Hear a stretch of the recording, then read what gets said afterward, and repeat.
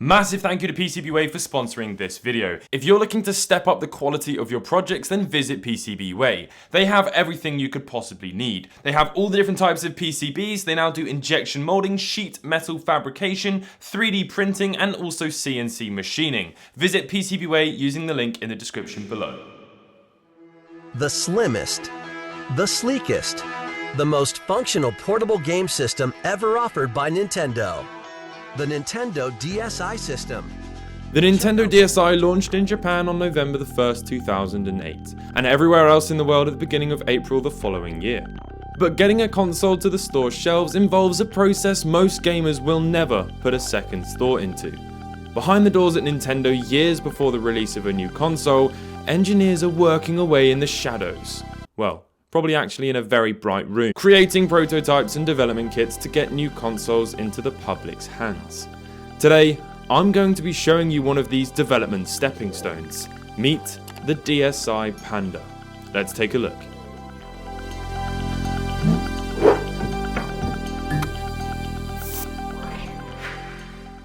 So just to set everyone's expectations, as far as development kits go, this one's fairly boring. They're pretty much the same as a retail version, just come in a different shell and have some extra pieces of software. So here is mine right here. I've actually managed to find a boxed one, which is obviously very hard to come across. I've also got a Japanese one here as well. So we're going to take a look at both of these in this video. But here it is, the Nintendo DSi development unit, and it's super cool that this one has come in a bit more of a sort of polished box. It's got some text on the back, whereas the Japanese one just comes in this sort of like inconspicuous unbranded box. But this is actually the box shape of the DSi that was released in Japan, so it's exactly the same. They've just not put any text on the box, which is kind of cool. But let's focus our attention to this one first. So Nintendo DSi development unit, Nintendo up there in the corner, and these were basically used to send out to game developers to try out the games that they've developed on the actual hardware. So you could actually take one home, sit down on the sofa, and debug the game and play it like you would eventually do in a retail situation. So it's really cool. On the back, if we flip it over, so it says this set includes a Nintendo DSi system, Nintendo DSi stylus. It comes with a Nintendo DSi power supply and a Nintendo DSi rechargeable battery pack, and there's no games included. And it also says, as the Nintendo DSi system does not include a game pack slot for Game Boy Advance game packs, it is not compatible with any peripheral device which needs to be inserted into the game pack slot. I mean, that pretty much goes without saying. Boom. So obviously there's a lot of similarities between this and the final retail version. So it does also come with the health and safety leaflets that I can't imagine anyone's ever actually read.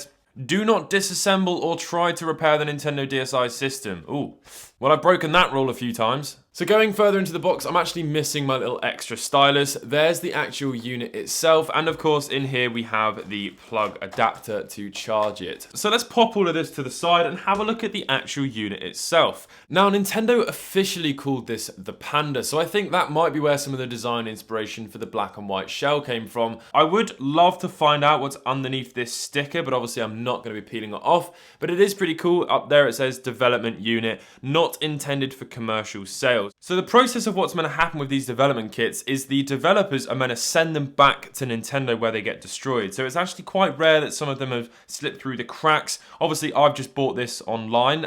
It does actually have some games on it, so we're going to be taking a look at those. But as far as I know, they're sort of quite well documented releases of development games. So yeah, you can see on the back you've got that sticker there. That is pretty much the only thing on there that's going to specify anything to do with development, other than when you turn it on and it's got an extra piece of software that a retail DS does not have. There's nothing when you turn it on here.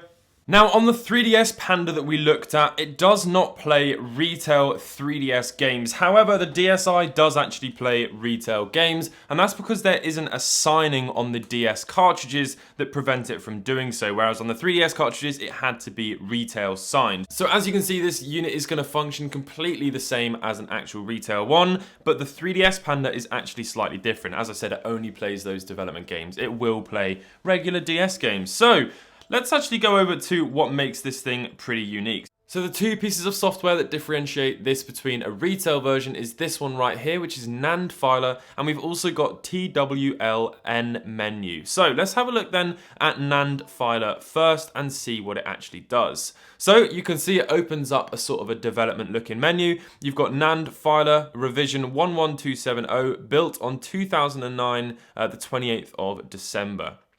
At 3 AM apparently. Someone's doing a little bit of development at 3 AM. So if we press the select button, it's going to give us the options here. We've got start, which is help, left and right is change page. We've also got up and down, of course, and A is decide, B is cancel, and X is sub menu. So all this is just a filing system for the DS, which is pretty cool because it means you can get to things that you can't access, obviously, on a retail unit. So for example, on a very basic level, you've got photo here. If you click into that, it's going to take you through the file system until you get to something like this, and you can change some of the values up here and stuff as well. I'm not going to do any of that because I have no idea how it works. We've also got the SD card. You can actually view what's on that SD card. We've got different games and stuff that has been put on it by the seller. And then you've got loads of other things up here that I actually have no idea what any of them do. I think they probably correspond with different apps on the DS. But let's come out of this because it's very scary. How do we get out? Oh, there we go, X. Oh, no, we don't want to do that. Home. All right, you just press the power button. So the next thing we're going to look at then is the TWLN menu. Let's go ahead and open that. Now, obviously, these applications are intended for developers and people with a brain in that sort of space, which I certainly do not have. So this is very complicated to me. We've got the Nand menu over here, which is going to give us a bunch of different stuff, which we can actually launch from here by pressing start. So these games presumably are stored on the SD card initially, then they're imported onto the system where you can then launch them as an actual recognized piece of software on the DS. So these are all just development tools which would have been useful to the developers back in the day. Obviously for me, I really don't understand it. It's a very complicated thing, but at the very basic level of it, sort of imagine it as a jailbroken iPhone. Let's go back into that menu and see what else we've got. So you can actually see there the SD card file system. You can go through and open up different files, and there's loads of games on here that have been put on by the previous seller.